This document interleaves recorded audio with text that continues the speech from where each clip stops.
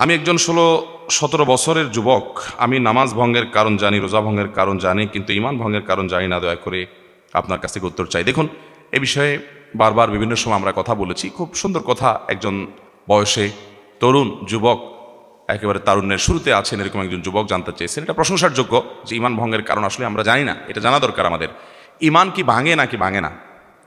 মশখালীর লোকজনের ঈমান ভাঙে? আপনাদের জীবনে ঈমান ভাঙছে যাদের, এটা হাত তোলেন তো যে ঈমান ভাঙছিল। কিও একটু আগে বললেন ভাঙে, এখন হাত তুললেন না। হ্যাঁ, অজু ভাঙে? আপনাদের মশখালীতে অজু ভাঙে না এক অজুতে চলে সারা লাইফ? ভাঙে। এখন যদি বলি কার কার অজু ভাঙছে গত 2-4-5 দিনের মধ্যে, তো সবাই হাত তুলবেন। হ্যাঁ, অজু তো ভাঙছেই। কাল রাত্রিতে ঘুমাইছি, অজু ভাঙছে। পেশাব করছি, অজু ভাঙছে। পায়খানা করছি, অজু ভাঙছে। আমরা সবাই জানি, ঠিক না ভাই? তাহলে ঈমান ভাঙছে কি না এই বিষয়ে প্রশ্ন করলে উত্তর পাওয়া যায় না। ঈমান ভাঙে কেমনে এটাই তো জানি না, তা হাত তুলব কি? দেখুন, কেউ যদি ঈমান আনার পর শিরকে লিপ্ত হয় তাহলে ঈমান ভেঙে যায়।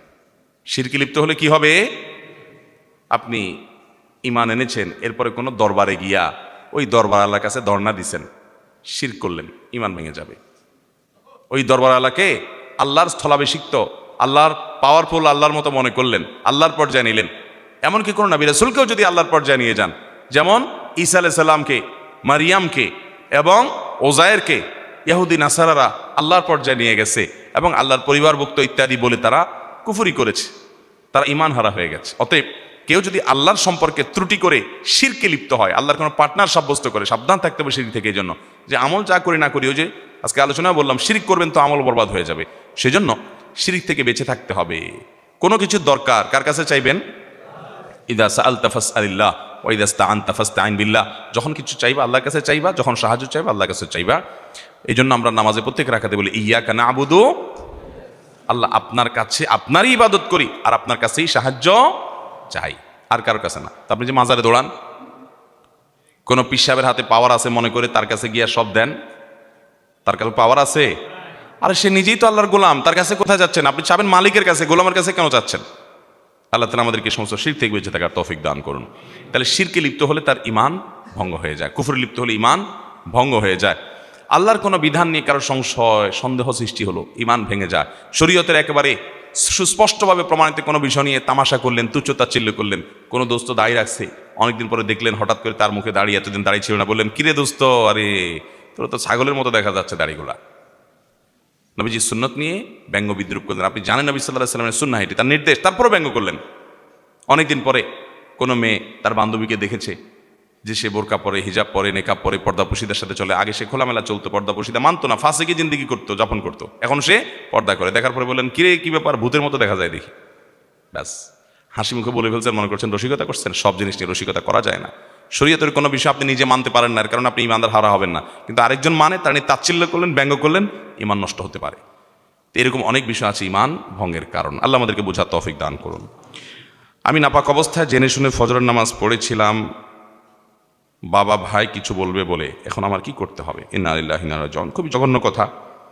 আপনি আপনার বাপে কি বলবে, ভাই কি বলবে, লোকজন কি বলবে, সেই ভয়ে, সেই লজ্জায় গোসল ফরজ হয়েছে, স্বপ্নদোষ হয়েছে, বা যেভাবেই হোক গোসল ফরজ হয়েছে, আপনি এখন ওই অবস্থা ফজর পড়ে ফেলছেন। আপনি জঘন্য অপরাধ করেছেন, ভয়াবহ অপরাধ করেছেন। অপবিত্র অবস্থায় আল্লাহ তাআলাকে সেজদা নিবেদন করা, নামাজ পড়া, এটা ডেঞ্জারাস অপরাধ ভাই। এটা ঈমান নিয়ে টানাটানি হওয়ার মতো অপরাধ, খুব জটিল একটি বিষয়। যেহেতু অপরাধ হয়ে গেছে, প্রশ্ন করেছেন, আল্লাহর কাছে অনুতপ্ত হবেন, লজ্জিত হবেন, মাপ চাইবেন এবং মৃত্যু পর্যন্ত আর জীবনের জন্য কখনো এই ভুল না হয় সে পরে সাবধান থাকবেন। আর মনে রাখবেন, কিছু কিছু লজ্জা আছে, এই লজ্জাগুলো নিন্দনীয় লজ্জা। যেমন আপনি কোথাও বেড়াইতে গেছেন আর রাত্রে স্বপ্নদোষ হয়ে গেছে, যেভাবে গোসল ফরজ হয়ে গেছে। এখন চিন্তা করতেছেন, এখানে জীবনে কখনো আসি না, বেড়াতে আসছি, এখন কাপড় চোপড়ও আনি নাই, হঠাৎ রাত্রে ছিলাম, হয়ে গেল স্বপ্নদোষ। এখন যদি এদের কাছে বলতে চায় একটা কাপড় দেন, একটা গামছা দেন, বলবো যে পোলা বেহায়া নাকি, কি করলো সে? এ ফজরের সময় গোসলের জন্য কাপড় চোপড় চাচ্ছে। আপনার সেজন্য শরমের চোটে আপনি তার কাছে কিছু চাইলেন না, চুপচাপে শুয়ে থাকলেন, নামাজ পড়লেন না, কিংবা পবিত্র নামাজ পড়লেন। এই যে লজ্জা, লাজুকতা, এই যে জড়তা, কি বলবে তারা, লজ্জার কারণে চাইলেন না। এই লজ্জাটা ঈমানের রঙ্গ না, এটা কুফুরি রঙ্গ। যে লজ্জাটা আপনাকে পাপের কাজ থেকে বাঁচায় তো নাই, বরং পাপের কাজ করায় আপনাকে দিয়ে। ওই লজ্জাকে জয় করতে হবে। ওইটা লজ্জা না, এখানে সাহসিকতার পরিচয় দিতে হবে। এটাকে সৎ সাহস বলে। সে যা মনে করে করুক, ওনারা যা মনে করে করুক, আমার ইমান, আমার নামাজ, আমাকে ফরজ নামাজ পড়তেই হবে, এটা কোনো অবস্থাতে কম্প্রোমাইজ নাই। নামাজ এমন এক বিষয়, যুদ্ধের ময়দানে রণাঙ্গনে পর্যন্ত সলাতুল খৌফ পড়তে হবে, এক রাকাত করে ভেঙে ভেঙে নামাজ পড়বে প্রয়োজনে, তারপর নামাজ পড়তে হবে।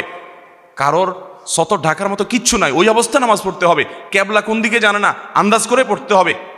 নামাজ মাপ নাই, দাঁড়ায় পড়তে পারে না, বসে বসে পড়তে পারে না, শুয়ে, শেষ যতক্ষণ আছে নামাজ মাপ নাই। এত গুরুত্বপূর্ণ বিষয় ইসলামে। সব বিষয়ের বিকল্প আছে, নামাজের কোনো বিকল্প নাই। নামাজের বিকল্পই নামাজ, নামাজ ছাড়া কোনো উপায় নাই। অতএব আমার ফরজ নামাজ পড়তে হবে, গোসল ফরজ হয়ে গেছে, অপবিত্র অবস্থায় নামাজ পড়া জায়েজ নাই, বিধায় আমাকে তাদের কাছ থেকে চেয়ে কাপড় নিতে হবে, গামছা নিতে হবে। তারা জেনে যাবে, জেনে যাক, কিচ্ছু আসে যায় না। হ্যাঁ, একটু লজ্জা লাগবে, লাগুক, এই লজ্জাকে জয় করতে হবে। এটাকে বলা হয় সৎ সাহস। এটাকে বলে কি? এটাকে বলে সাহসী। আমার দেশে তো এখন সাহসীর সংজ্ঞা ভিন্ন। কোনো মহিলা কাপড় চোপড় খুব বেশি শর্টকাট করে ফেললো বা একদম খুলে ফেললো আর কি মনে করেন, তো পত্রপত্রিকা লেখে সাহসী নারী, নারী সাহসী আপনার ভূমিকা অবতীর্ণ, সাহসী অভিনয় করেছে। সাহস হলো এখন কাপড় চোপড় খুলে ফেলা। বেহায়া হয়ে গেলে তার নাম কি?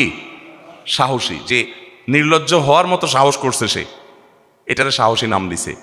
আসল সাহসী হলো ওই যুবক, যে যুবক ফজরের সময় গোসল করতে গিয়ে কেউ টের পেয়ে যাবে, ফরজ হয়ে গেছে গোসল, স্বপ্নদোষ হয়ে গেছে, তারপর সে কোনো হেজিটেশন করে না, আল্লাহর ফরজকে অগ্রাধিকার দিয়ে কে কি বললো এতে পাত্তা না দিয়ে সে আল্লাহর বিধানকে মেনে চলে। এই হলো আসল সাহসী। অতএব আসল সাহসী হবেন তো ইনশাআল্লাহ। আল্লাহ আমাদেরকে তৌফিক দান করুন।